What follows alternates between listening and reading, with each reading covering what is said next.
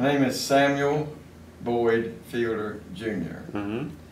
I was born and raised in Harford County, Maryland.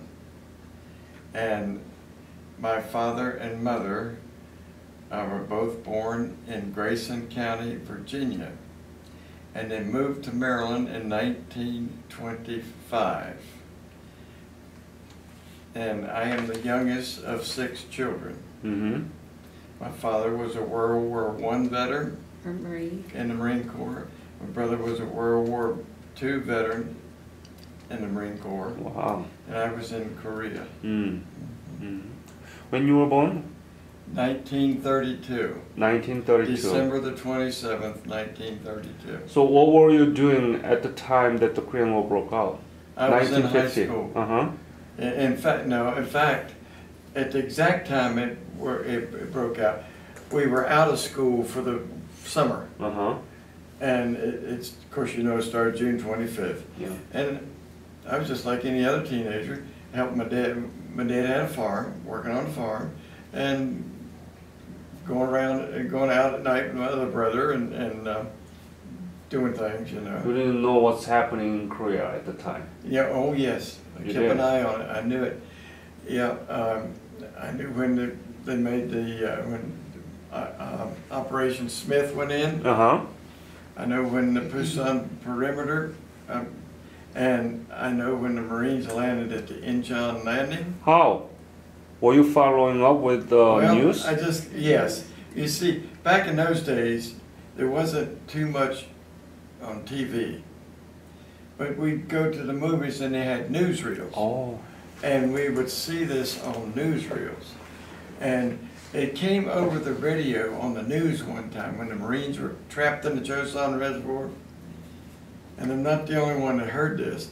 They made the announcement that the 1st Marine Division had been annihilated. Once they found out later it wasn't true. Before we go into the detail, I want to ask Doris to introduce. Okay, I'm Doris Finney Fielder. Did we say age? I was born in October 29th, 1935, and I was an only child. And when the war broke out, I was in high school. So you 2 years behind Sam. 2 years, yeah. And when did you meet? In high school. In high school. So it's the same in high school? Yeah, he took me on my first date to his prom at the same school. And then he graduated and went in the Marine Corps in the fall. And I went to school, of course.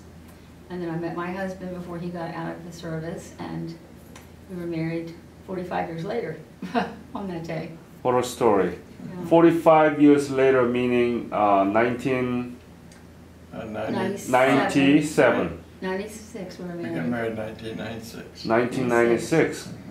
On the 20th of April, that's the day of the prom. What an amazing story. Yeah. We lived in the same town, in the same county, and I knew his wife and their family. We didn't see each other very often, but if someone passed away that we knew, a mutual friend or something, we'd see them. I would see his wife shopping, and we were just always there in the same area. So. Were you following up with his service during the Korean War? Well, I have pictures I should have brought. He sent me from the Korean War. When he sent you? Yes, we wrote back and forth. We dated the whole summer, and then he sent me pictures, and especially one of these in his underwear, standing in his tent.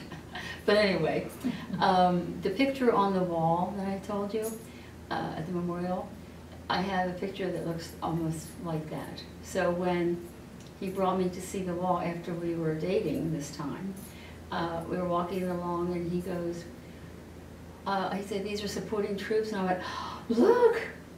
He said, "What?" I said, "It's you." I never met my first wife till I was out of the service. And I met her, and we got married 3 years later. We had 5 children, and I have 16 grandchildren. Wow. And 2 great-grandchildren. And I had 4 daughters and 1 son. every one of those kids, now we have a farm, every one of those kids helped me milk those cows. Every one of them. We only had And 300 cows. I never had 1 minute's trouble with any of them. I joined the Marine Corps on September the 17th, 1951. Go ahead. I went through basic training at Parris Island, South Carolina, Marine Corps base. After basic training, I had about a month and a half in reserve in Parris Island, and then they flew a whole group of us on about 20 or 30 planes from that area to San Diego, California. Now, our plane had engine trouble.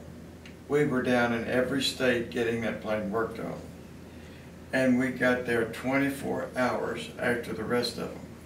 The rest of them had already been shipped off to Tent Camp 1 for infantry training. There was enough in that group to make a whole company. Okay, and so we waited there another couple weeks until another group came in enough to make another company, and they shipped us off to Tent Camp 2. Now we had 1 month of infantry training, and one day the first sergeant came out and he says, all you guys pack your gear. He says, and get in formation, you're going to go to Camp Del Mar for supporting arms. Well, I had my choice between tanks and Amtracs and artillery. And I didn't want to be closed up in a tank. I didn't know what Amtrac was, so I took artillery. We were shipped over to Korea on a ship called the General John Pope, and we landed in Incheon about, I'm going to say the last week or so of April 1952. You told me that you were following up what's going on in Korean Peninsula, right? Yes. And you knew that it was war. Yes. Why did you enlist? Because I wanted to. Why? Because I heard all my brother's war stories, and I got anxious, so I went and joined the Marine Corps. I wanted to be there. I wanted to be there. You could lose your life. I know. Wow. That's what my dad told me. So what I did is I made up my mind one night I was going to join the Marine Corps. And I had a brother who was a year and a half older than me. I didn't say anything to him till we got to the breakfast table, or my dad or anybody. We got to the breakfast table. Now my dad would sit at the end of the table. My brother sat on his left side and I sat on his right. And we just started to eat, and I said, Dad, can I join the Marine Corps? If he'd have said no, I wouldn't have joined. But he said, and he almost fell off his chair. He came back up and he says, yes, when do you want to go? I says, I want to go down today and see about it. And so that's what I did. But my brother and I owned a car, and we still owed my uncle some money on it. Well, you got a car, what are you going to do with it?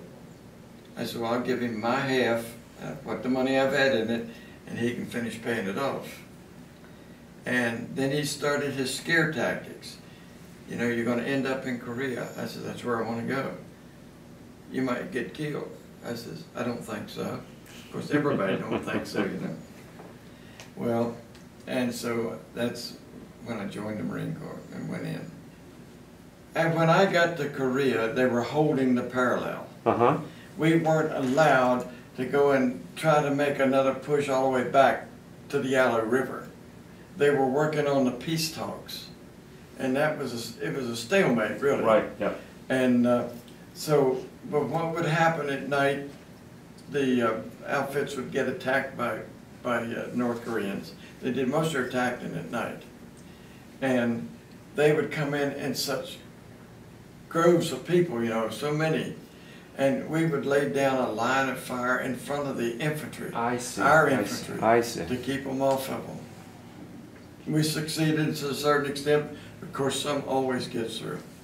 So from the landing at Incheon, where did you go?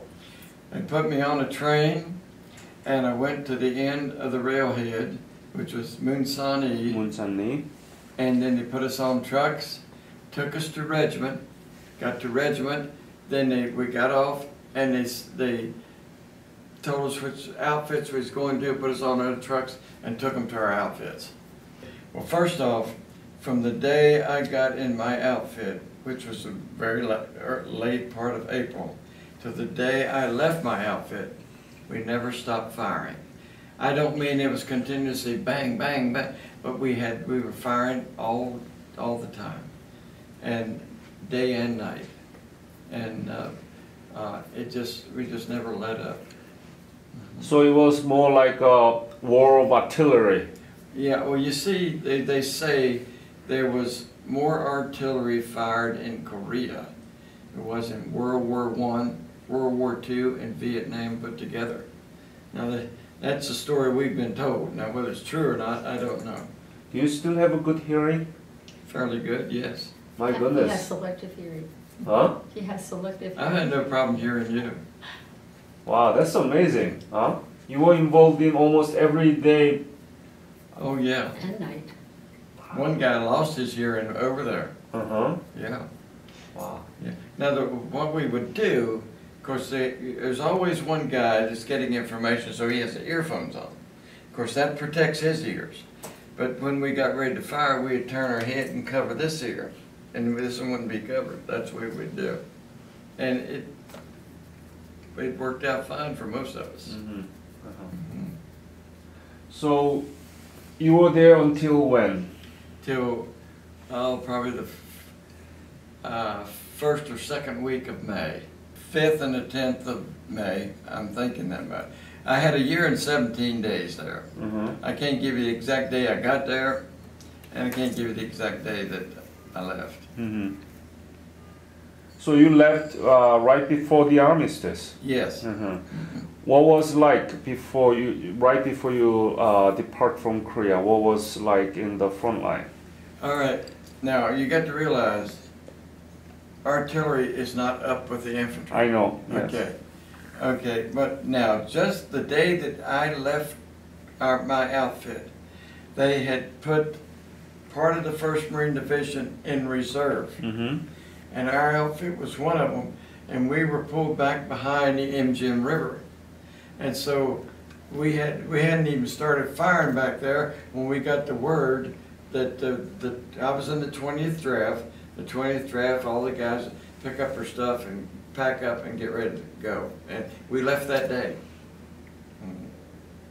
Was feeling like you are ready to leave. Were you scared? There was times I was scared, yes. Uh-huh. Yes, but for the most part, see, we never got hit by that infantry. We weren't like some of the other outfits that got overran because we had Marines in front of us, Mm-hmm. Mm-hmm. and the Marines stand their ground. They may push them back some, but they'll take it back. Mm-hmm. Yeah. What was living condition at the time? The living condition was fine for us. Mm-hmm. Now, Where did you sleep? In the tent? I had a tent, slept Uh-huh. in a tent, yeah. Did you have heat? Yes. No air conditioning? No air. No air conditioning. Uh-huh. And it got extremely cold in the wintertime. And we got word that it was 27.5 below zero when I was there. It never felt like it because we're in this gun pit. And the gun pit has a mound of dirt around it, maybe 6, 7 feet high, plus sandbags on the inside.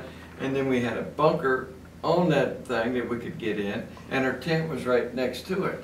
So, I mean, to us, it wasn't, we weren't out like the infantry laying out there in that cold all the time, you know. I was amazed. I was really amazed. And when I left Korea, there was one bridge over the Han River, and it was half blown apart. I went back. I think now there's something like 22, is it that many? I don't even count it. Yeah. Yeah, I think it's something like 22 bridges. And it's always bumper to And- bumper. And yes, and the roads are elevated, yeah, you know, The high and, rises. and, They were just starting the high rises. but the second time we went back in 2003, they were even putting high rises above Sewell up toward Pam and John. Yeah. Yeah, too many high rises there. That's the problem now. Mhm. It's one of the 10 biggest metropolitan city in the world. Oh, yes. Yeah, Oh, yeah, I know. yeah. And something I want to tell you, we had been back and saw Korea in '97, and but then the Federation of Korean Embassies, businesses came over here, and they donated $250,000 to the dependents of the military at the Pentagon, another $250,000 to the dependents of the military from trade centers. They wanted an honor guard so they could lay a wreath at the Korean War Memorial. When we went back in '97, we went to Pam and John, and we had to wait to go in and be briefed. And we were on the bus, and several of them got off, and one of the servicemen came running up the hill, and they asked him what he did for recreation, and he ran down to the hill, down to the Bridge of No Return, and then he ran up the hill to Hill 229. I said, "That's Hill 229?" He said, "Yes." I said, "I fired for that thing when I was here." They had no idea where they were when they were in the war. we didn't know But where that's we where were. he knew he was firing for that hill. I knew. They'd never And now seen it's covered with trees. Yes. Right. There was bald at the time. Oh, yeah, I Because- guess. I never got, They never see, got I never to- got to go up to see it. I only knew that we fired it. Everything else was bald, so I reckoned it was bald. Would you share the most difficult moment in your service, during your service Most in difficult. Korea? Yeah. I don't know if, as I can say, I really had a real difficult one.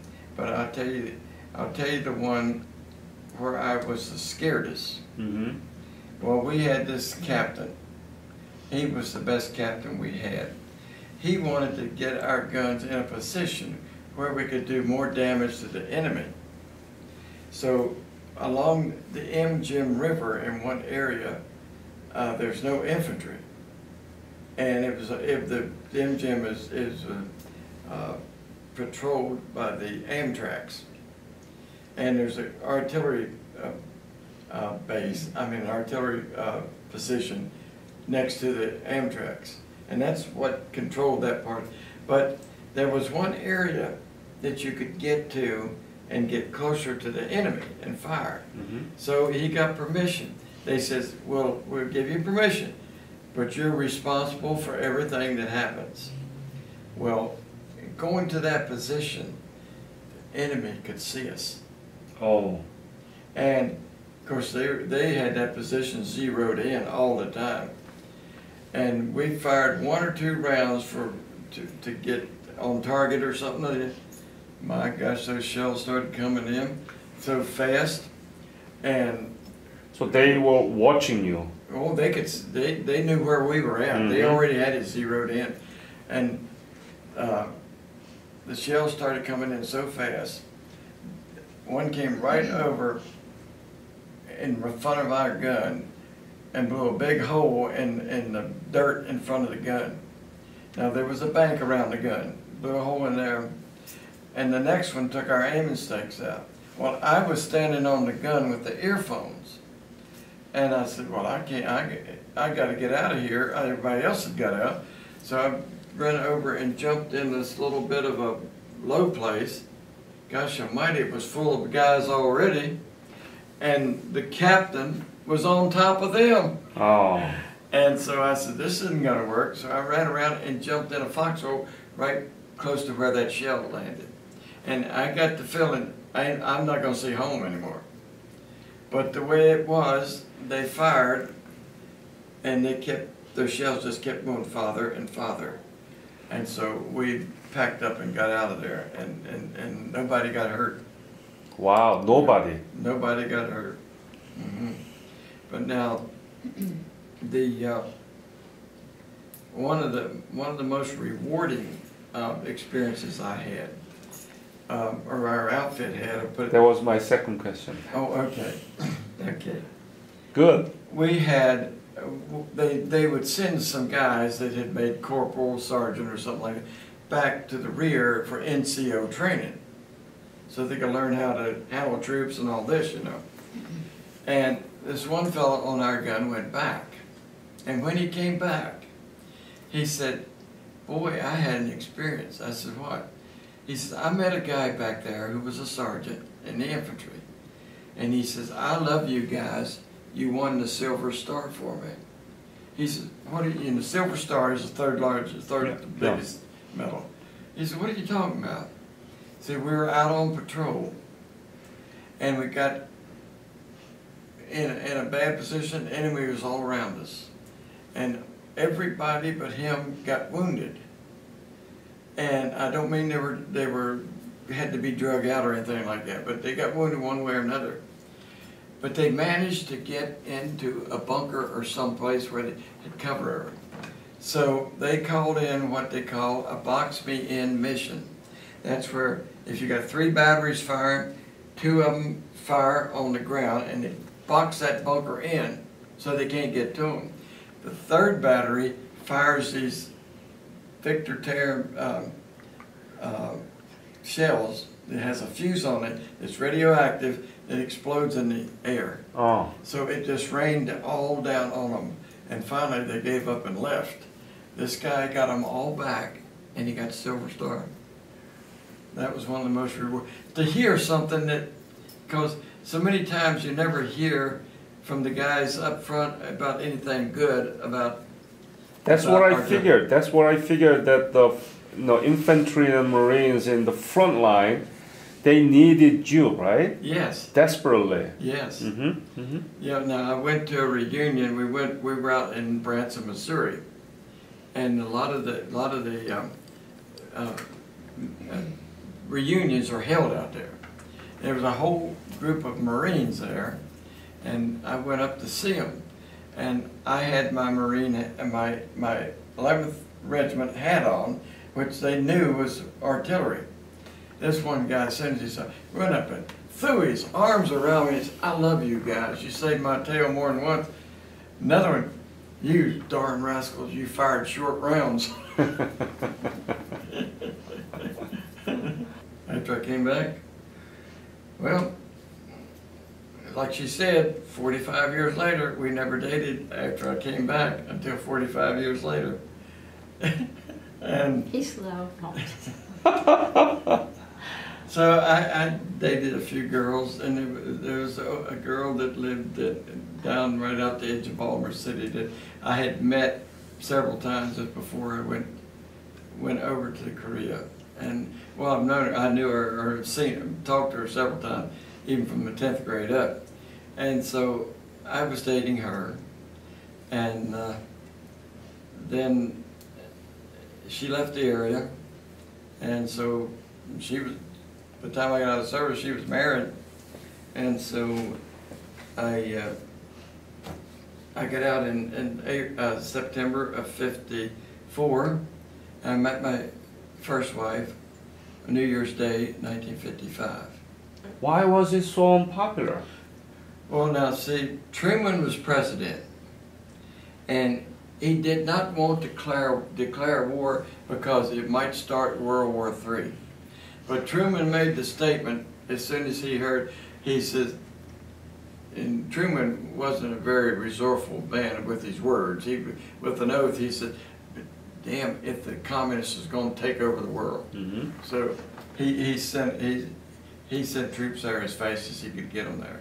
Mm-hmm. And he said that was the biggest mistake he made in his presidency, was cutting down the military so bad right after World War II. Exactly. That was the period of demobilization. Yeah, it was demobilizing. Mm-hmm. Yes. Mm-hmm. Yeah. Yeah. Mm-hmm. And but we managed to hold out until they got enough troops over there. Mm-hmm. And we did a pretty good job, and I'm just tell you, I can't say how much praise I can say about South Korea and the way they have treated the Korean War veterans. Mm. Now, on Memorial Day this year, we had a memorial at our Korean War Memorial in Baltimore. And 3 of our politicians sent representatives. One was a senator, 2 were senators, and 1 was a congressman. And after it was over, I walked over and I said, well, I want to thank you all for coming. I said, now I'm going to say something that might not sit too good with you. I said, but this is exactly how I feel. I said, in the whole time we've had this memorial here, I've never seen Senator McCoskey here. I've never seen Senator Cardin here. And I've only seen Congressman Sarbanes here one time. I said, now, you all don't recognize us, so why do you think that we were called the Forgotten War? Mm-hmm. Mm-hmm. Yeah. Mm-hmm. Mhm. But I'd like to tell you about one more experience with firing. I mean, we had it all the time, but this is one of the biggest memories of me being in Korea. We always had a certain coordinates that we put on the gun. Everybody on every gun knew what that coordinates was. We'd do it a day, and we would zero in on a target where we thought the enemy was going to come the hardest. Uh-huh. Well, one night, and if it happened, all they had to say is fire normal barrage. That is just let the shells go at your own will. And they called it. And I don't know how long we fired. It was like 30 or 40 minutes or something like that, maybe 20, I don't know. But we fired as fast as we could. And the barrels on the guns got red hot. The recoil oil burned up, we had to replace it. Well, the guy came around, who's always a maintenance man, came around to our gun, and he says, now, if you fire this round, he says, he handed me the tube, he says, I will unscrew the nut, you shoot that in there and we'll screw it back up. We did it so quick we missed only 1 round. And the barrels on the guns got red hot. We poured water down to cool them off. And when they finally called a ceasefire, they wanted to count on all the ammo that we had. Uh-huh. Now we were told all through training and by that the maximum rate of fire you could put through a 105 was 4 rounds a minute. 4 rounds meaning Four how great many? big shells a minute. Mm-hmm. Yeah, they were like this, like an oversized bullet. And we, after the count was over, we had averaged 7.5 rounds a minute. Wow. Almost doubled it. Yeah. Per minute. minute. For like ever how long we were firing. Yeah, yeah. Per minute, yeah, per minute, but for 40 minutes or Right. something. Yeah. That's- 7 rounds. We shot up a lot of Cadillacs. Interviewed several times. I've been interviewed by the Daughters of the Revolution. And down here today, another Korean young man interviewed me.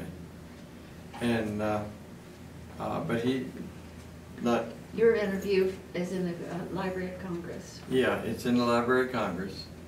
And I always tried to mention the one fella, it's in that picture with me. We brought the picture. He got out of the Marine Corps. He was drafted, got out of the Marine Corps. His name is Oswaldo Villa Naira. Half Mexican or half Spanish and half Indian. I think Naira is an Indian name, I don't know. But anyway, after he was out of the Marine Corps, he tried to get jobs. He couldn't get a decent job. He lived in Texas. And he's tried selling insurance. He went up and knocked on the door, and this woman came out, stuck a pistol in his face, and said, "Get off of my porch." He went back and told his mother, his wife. He says, "If I'm sick and tired of this, if the Marine Corps will take me, I'm going back." Oh. He went back in. He had 3 tours in Vietnam. He went to check on his men one night. When he came back, where he had been laying was blown all to pieces. He went through 1 in Korea and 3 in Vietnam. He never got a scratch. He ended up as a sergeant major. I think he had 32 years total reserve and active in the Marine Corps. And once he got out of the Marine Corps, he was Catholic, he became a deacon in the Catholic Church. Mm-hmm. And we met twice since we both got out of Korea. Okay. Well, this is Nara that he was speaking about. And Sam is buying bricks for the the Marine Corps Museum, where they're Chesty Puller, the colonel, the general, and they're making a big memorial for him. So he's buying bricks for all of these, and his father and brother. And he wanted me to email his family and ask him what his last rank was when he got out of the service. And I did, and the daughter emailed me back and said, have you ever seen this card? Well, we had this picture, but it got lost a long time ago. And this picture was in our hometown paper while he was in Korea. And my mother saved that out of the paper 45 years later. She gave it to him. But I clicked on the email, and this picture came up. This photographer has sold 358 copies of this. Wow. And so that's how I found it, and I ordered it. It cost me $85, but it was worth it. So. Well, the photographer is the one that took the picture in Korea. He was a photographer for the Marine Corps magazine called The Leatherneck. Well, how his picture got on the wall. Well, they took the pictures out of the archives, and you had to be like in a magazine, a national magazine. Mm-hmm. So the picture of a full face of this picture, which he had, was in the archives. So he didn't know it was on the wall until he took me over there in 1995, and I said, look! You didn't know? He didn't know. You don't know. Well, they only had dedicated it just in July in '95. It was dedicated. And so I said, that's you, because I had pictures of him from Korea with this hat on, and I knew him all those years. And we finally found out from Colonel Dean, when he was refurbishing it, he spoke to us, and I asked him, how do you know that your face is on the wall? And he said they got them out of the archives, and most of them were from a national magazine. What an honor. Yeah. Yeah. We had pictures taken today with, was it a colonel, from the Korean colonel? He wanted his picture taken on one side, and he was on the other. I came home in 1953, and I was home on a weekend pass, and I got sick. They sent me up to Bainbridge Naval Hospital. Marines go to naval hospitals. And they couldn't figure out what was wrong with me. They thought I had bronchopneumonia. They treated me for 3 weeks and 2 days, bronchopneumonia. Well, finally it wore itself off. I went on back to Norfolk.